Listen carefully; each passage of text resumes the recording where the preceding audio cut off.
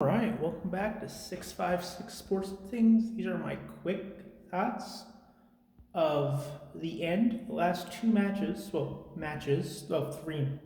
last three matches of Game Changer Wrestling with the Art of War Games. So we'll get right into it. We'll get right into the War Games, or the Art of War Games match. This match was a lot of fun. It was your standard War Games match, but it was MDK, so Nick Gage's crew, against 440. This was a lot of fun. There's a lot of big bumps in this match. It was about an hour, so a lot happened. I'm not going to go blow by blow because I didn't take notes. I never really do. And it was a lot of fun. Effie and Gregory Ann started off. It's GCW, main event, so it's hardcore.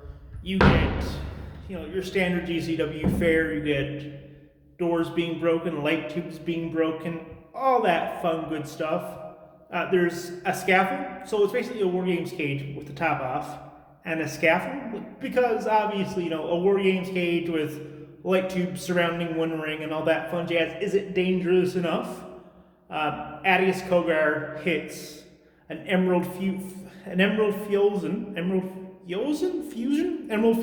know the move I'm talking about when he picks his head up here and puts his hands here and drops him down. Does that to Alex Cologne, through a pane of glass. That was a lot of fun. The next guy comes out, they get up. Essentially, two guys get in from 440. It was, I believe, Atticus Cogar, or it might have even not been Atticus Cogar and Ricky Shane Page come in, and Ricky Shane Page has a chain with him to lock the door so the next guy can't get in, because after they go in, it's Nick Gage who comes in, but he puts the chain around it and he forgets to lock it. I thought Nick Gage was going to come in through the scaffold and just get in that way to get into the cage, have the match start. But no, they just forget to lock it. Or else that or Nick Gage, because he's Nick Gage, has bolt cutters on him. This match was a lot of fun. Nick Gage, of course, doesn't do a lot. It's not the best worker in the world. Not going to be confused with the Zack Sabre Jr. anytime soon. However, he is the Hulk Hogan of hardcore. And what I mean by that, the crowd love him. He's coming out to the ring with the Metallica music playing, and the whole crowd just stops in the mosh with him. And you're just like, you may not be the best worker, but you're charismatic.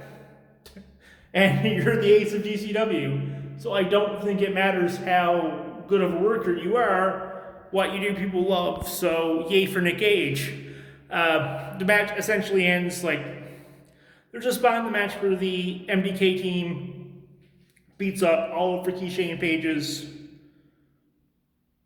440 team, and there's two rings. They beat them all, put them on one ring, and they all gang up on Ricky Shane Page with light tubes. They just beat the shit out of Ricky Shane Page. They beat the shit out of everyone. There's two scaffolds on each side of the War Games. Ricky Shane Page, everyone gets beat up from 440, and then what happens? Well, before that, there's one spot where Alex Cologne and Atticus Cogar climb the scaffold, and Cologne does a Spanish fly off the scaffold through a door. That looks sick. I don't ever need to see a Spanish fly off of a scaffold again. If I never see that in another wrestling show, it will be soon. It will be great. I get a little nervous when I see that move being done off the top rope. So when it's done off something even higher, so essentially done off a little bit above the steel cage. There's a spot in the match where Mance Warner and Matthew Justice, the GCW Tag Team Champions, do a powerplex off the cage. So Mance Warner and another gentleman have one guy on top of the cage for a superplex. They do that. Matthew Justice does a superfly splash at the top. That was really cool. A lot of really big bumps. Essentially, the ending of the match is everyone's down, and Ricky Shane Page, being a coward that he's portrayed as, is trying to get away. So he starts climbing the cage, goes up the scaffold, and is like, yeah, I'm great, I'm here, I'm on the scaffold, everything's great, no, they're not going to get me, they don't know how to climb or what have you. So essentially what happens is Mance Warner and Matthew Justice climb up, and they're like, being the GCW Tag Team Champions, and I'm not sure why Ricky Shane Page doesn't get down, but he's up there and he's like, fuck. And he looks like he's on the the first level cage, and he's lying on his stomach, and he's probably just beat out and lost a lot of blood. And he's like, ah, shit. So the 440 team go up and they essentially start building a table set, but instead of tables, they use chairs or doors. GCW uses doors. They build put 2 chairs down, put a door, put some light tubes on top, because why? It's GCW. Put another door, and when all that's done, both Mance Warner and Matthew Justice grab him and peel him off the top, and he takes a swan-tom bump through the 2 doors and light tubes. Light tubes make a really great thing where they explode, and you see white phosphorus go everywhere. Probably not the best thing to be breathing in, but this is GCW, people do it all the time. That's not enough. Nick Gage wants to hurt him a little more, grabs him by the neck, hits the choke breakers like a choke slam into a knee drop, pins him 1, 2, 3, and they all celebrate. They all have beer in the ring essentially, and they all Nick Gage gets his moment. It's been a year feud with RSB. He gets to drink it all in, gets his moment, gets his flowers, essentially. And then what happens, there's one match at the end of the show. One match. It's Matt Cardona defending the GCW title in an open challenge. Well, sort of trying to clean everything up, but oh, do we take Cage down? No. Do we clean the ring up? Nah, fuck, essentially screw Matt Cardona. No one likes him here. We're not going to clean it up. Fuck him. If he wants to wrestle, he can come up. He got to defend the title. It's in his contract. If he, does it, we'll shoot him with the title. So he comes out, and Matt Cardona is playing up to his heel characteristics. He is probably doing his best work right now. So he comes out dressed up in a Macho King Randy Savage feel. So he got the crown that I think was custom made by Hard Plastics. Has Deathmatch King in it because it's GCW and Matt Cardona being a deathmatch guy. It's kind of the joke. He comes out wearing Macho Man Randy Savage gear, so he has his boots are one of them are green, the other one's a nice bright purple, because nothing says hardcore grungy ECW than bright pink fluorescent green and purple. He comes out, he cuts a promo, he even has a spinner belt with him. He got a custom made GCW belt. It spins because nothing wrestling fans hate of a certain age than John Cena's old spinner belt. And he calls himself the GCW Universal Champion. Once again, there's nothing independent wrestling fans hate more than WWE. He comes out, he calls himself the Jeff Deathmatch King, cuts a promo saying he hates being in Chicago. He has Chicago's supreme athlete here to challenge him, and they all think it's Punk. So I'm thinking it's not Punk. We know it's not Punk. Punk's signed with AEW. He's in Chicago. His biggest pop isn't going to be that. So I got a great guy here. He's Chicago's premium athlete. So I'm thinking, okay, he's got maybe Colt. Maybe Colt Cabana is his opponent, and we have a competitive match against Colt Cabana. No, it's Frank the Clown. I've never seen Frank the Clown. He is skinny. He is bright. He is colorful. This is a 10-minute match. I didn't see the end of this match. Cardona beats him. He cuts a promo in the ring before the match saying this is unsafe work conditions, which he is right. It was unsafe work conditions. There's broken glass in the ring. Get that out of there. And does all that fun jazz and wins and goes to leave. And make him defend the title again. I'm not exactly sure how the end of that happened, because before you know it, G-Raver's Druids come out. They're all wearing masks, G-Raver of hoods. They all have things, which harkens back to how Matt Cardona first appeared in Game Changer Wrestling. He was a Druid pretending to be Jon Moxley with Nick Gage, because at the end of spring break, Jon Moxley came out and confronted Nick Gage because Nick Gage just won the title in a interesting death match. Very interesting death match against Ricky Shane Page. Won the title there. It was, I believe, the end of Ricky Shane Page's run where he never defended the title. So that was there. That was interesting. Even is the reason the title got redone. The current title that's being held right now originally was a different belt. That got custom made, I believe, for Ricky Shane Page. So what ends up happening is G Raver and his Druids come out, they surround the ring. G Raver looks at them, they all get in position. G Raver gives a sign to beat him up, and they start beating him up, but Matt Cardona starts beating them up. So then they start leaving the ring. And you're like, okay, so I'm thinking as I'm watching this, why are these Druids leaving the ring? They're told to beat up Matt Cardona. Cardona gets a couple good shots, and there's 5 of them, there's 1 of him, and they all start leaving, and you're just like, huh.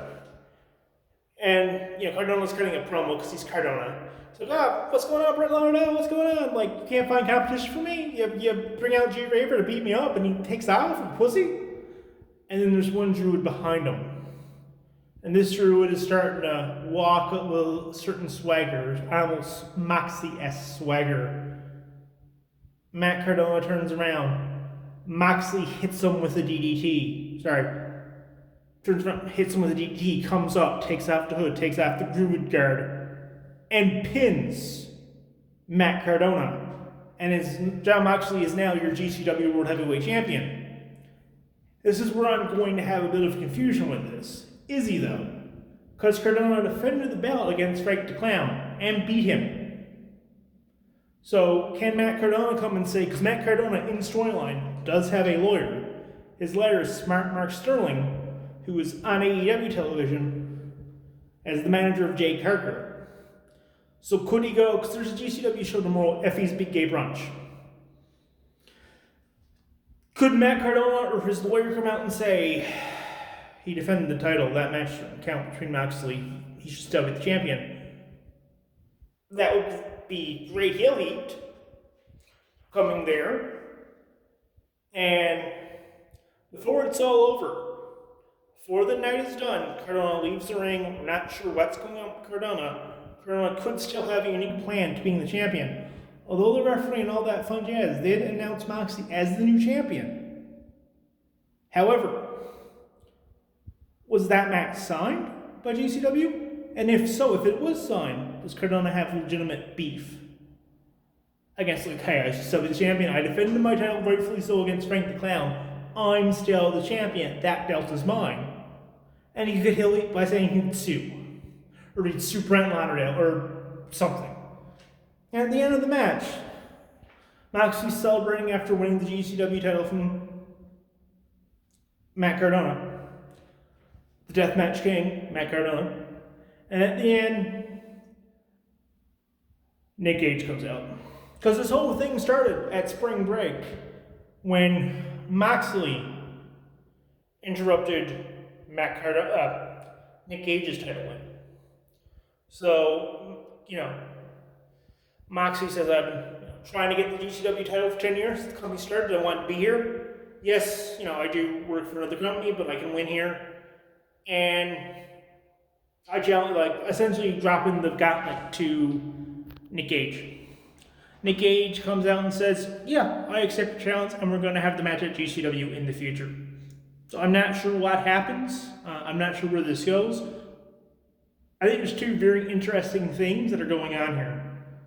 We have Matt Cardona, who was the former GCW champion, defended the title against Frank the Clown, got interrupted and distracted and didn't know that Moxley was going to challenge him. Moxley wasn't announced. And in storyline has a lawyer.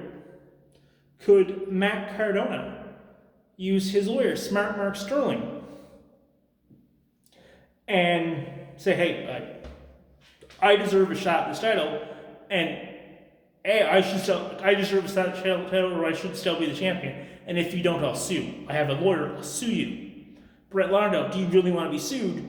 Your company's not making any money. I haven't been paid for my defenses and my original shot here. Oh, and on top of that, there's last in the ring. How is that safe? That's on safe conditions. I should still be champion.